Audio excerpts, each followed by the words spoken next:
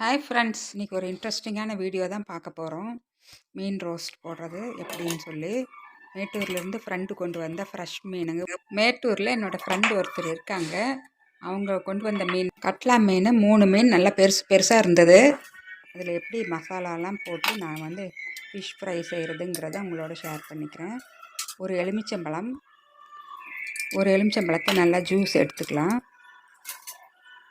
சின்ன பழமாக இருந்தால் 2 கூட எடுத்துக்கலாம். நல்லா பெருசாக இருந்ததுனால 1 எடுத்து புழிஞ்சிக்கிட்டேன். தேவையான அளவு உப்பு ஆட் பண்ணிக்கணும். மஞ்சத்தூள் 1 டீஸ்பூன், ஹிங் பவுடர் பெருங்காயத்தூள் அது ஒரு 1/2 டீஸ்பூன், இதுவும் நான் போடுவேன். அது போட்டால் தான் நல்லாயிருக்கும். Chilli powder 1, Kashmiri red chilli பவுடரை ஒரு 1/2 டீஸ்பூன். இது நல்லா கலரிங் கொடுக்கும். கலரிங் பவுடர் இல்லாமல் செய்கிறது இது. காஷ்மீரி ரெட் சில்லி போட்டாவே நல்லா கலர் வருது. அப்புறம் இஞ்சி பூண்டு பேஸ்ட்டு வீடியோ எடுக்க மறந்துட்டேன். அது 1 டீஸ்பூன் ஆட் பண்ணிக்கோங்க. அதோட கார்ன்ஃப்ளவர் மாவு 2 ஸ்பூன், அரிசி மாவு 2 டீஸ்பூன் ஆட் பண்ணி நல்லா கை வச்சு நல்லா கலந்து விட்டுக்கலாம். இப்போ அந்த கழுவி சுத்தம் பண்ணியிருக்கிற ஃபிஷ்ஷெல்லாம் எடுத்து இதோட ஆட் பண்ணிக்கலாம். ஆட் பண்ணி நல்லா நீங்கள் கையாலே நல்லா பரட்டி விட்டு நல்லா 1 மணி நேரத்துக்கு அப்படியே வச்சிடணும். நல்லா ஊற வச்சிடுங்க. அப்போ தான் எல்லா டேஸ்ட்டும் உள்ளே இறங்கி ரொம்ப டேஸ்ட்டாக இருக்கும்.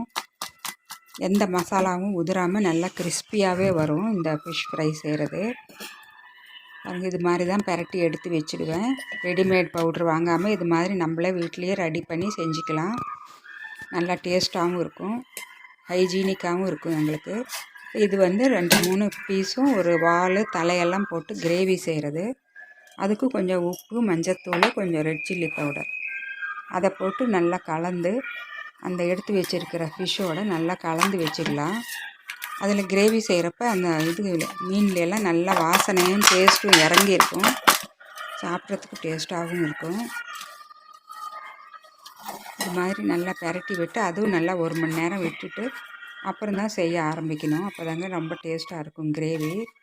அடுத்தது மீன் எப்படி பொரிக்கிறதுங்கிறது உங்களுக்கு நான் எப்படி பொரிச்சேன்னு சொல்லி காமிக்கிறேன்.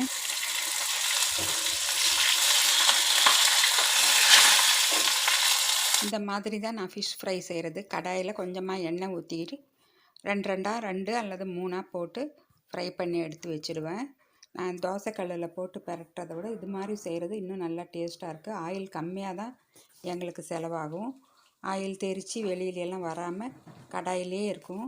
நல்லா கிறிஸ்பியாகவும் இருந்தது. நீங்கள் இது மாதிரி செஞ்சு சாப்பிட்டு பாருங்கள் ஒரு தடவை. ஃபீட்பேக்கை கமெண்ட்ஸ் போடுங்க, ஷேர் பண்ணுங்கள். நான் மறுபடியும் அடுத்த ஒரு இன்ட்ரெஸ்டிங்கான வீடியோவில் சந்திக்கிறேன். Bye bye.